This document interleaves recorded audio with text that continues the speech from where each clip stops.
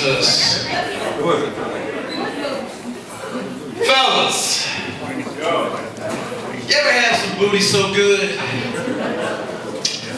and you're confessing to things? Right? You roll over and you tell them about the time you took $20 at your mama's purse and shit. I don't know why I did it. Look, some of the ladies looking at me, they know what I'm talking about. I've had that. I did. I met this woman. She's very beautiful. Went out on a date. She started telling me how she was a school teacher. And I told her that I was in construction because she asked me about the crowbar and the black gloves in my back seat. Well, it was the first date and I couldn't tell her everything. Trying to scare her off. But afterwards, she decided to invite me back to her house. So she obviously had poor decision-making skills. But we had some fun, and I'm lying there with her afterwards, and I'm like, man, I gotta be honest with this woman. She's a good woman. So I rolled over, I'm looking into her eyes, she's looking into mine. I said, listen, I'm a criminal. And she looked back at me and said, get the hell out of my house. But she should have done that. I was a bad person. I was just good enough to know I was going to mess up her life. And I've lived through the years, I've tried to do better. And I know, looking at me now, it's hard to believe that I've ever been on the wrong side of the wall. Now see, not everybody laughed at that, because if I go in a black neighborhood, they think I'm a cop. If I go in a white neighborhood, they call it cops.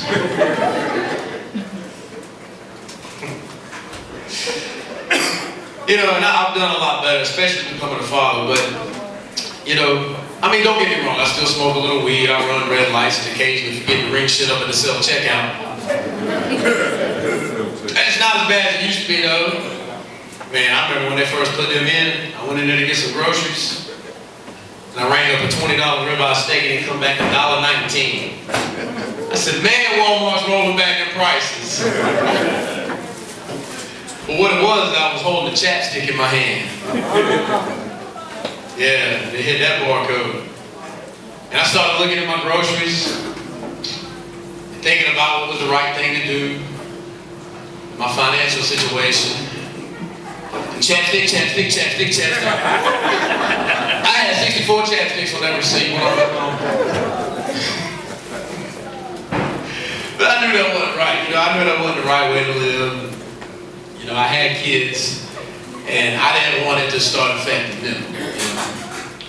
And because when my first child was born, I looked down and I was like, man, how lucky am I to have a gift given to somebody like me like this? And then my second child was born, and I was like, how much is a vasectomy? Because the third one is gonna break me. I can't do it. Yeah, but I saw it affecting them. I was taking them home one day after getting some ice cream and had my older stepdaughter in the car, Mackenzie. And on the way to the house, I noticed that in my yard were 2 deputy sheriff cars.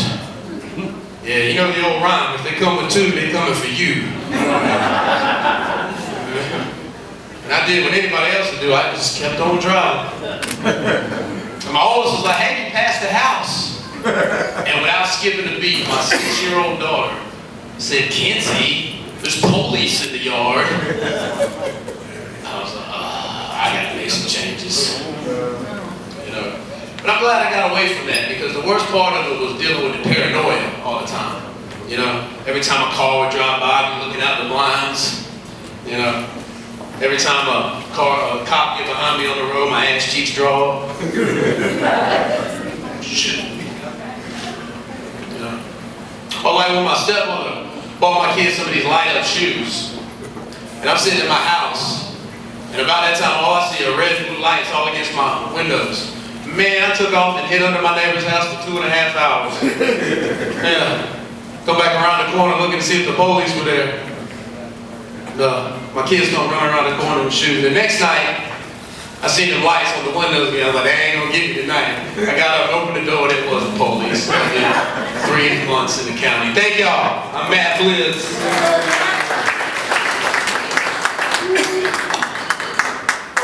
All right. Give it up again for Matt Blizz, y'all.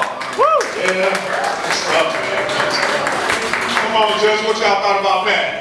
Matt, I think you had a really good set. You came out the gate strong. I love the self-checkout jokes. And honey, remember that night I was in the parking lot and you rolled up behind me, I got scared. So I believe everything that you say. Hey, listen, she's spot on, because the first time I saw you, man, I was like, listen, all the stories you're saying are true. Every time you come up here, I feel like you have the believable stories, man. And you always incorporate your kids, so great job.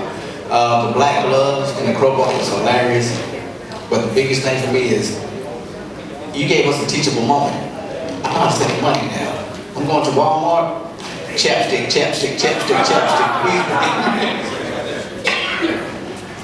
I love the theft from Walmart joke. I absolutely love it. I'm telling you, don't do it now because they put the camera on you and they scan your hands, so don't do it now.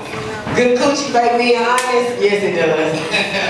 Walmart still rolling back prices. I like that. And going out on that date with that girl and knowing that you are a burglar and inviting you back to her home, love that joke. You remind me of a Bill Burr, so to speak. I like it. I like that. I like the cynicism in your joke. I like that. All right. Give it up again for my man. Thank y'all. This, y'all. Got a chapstick.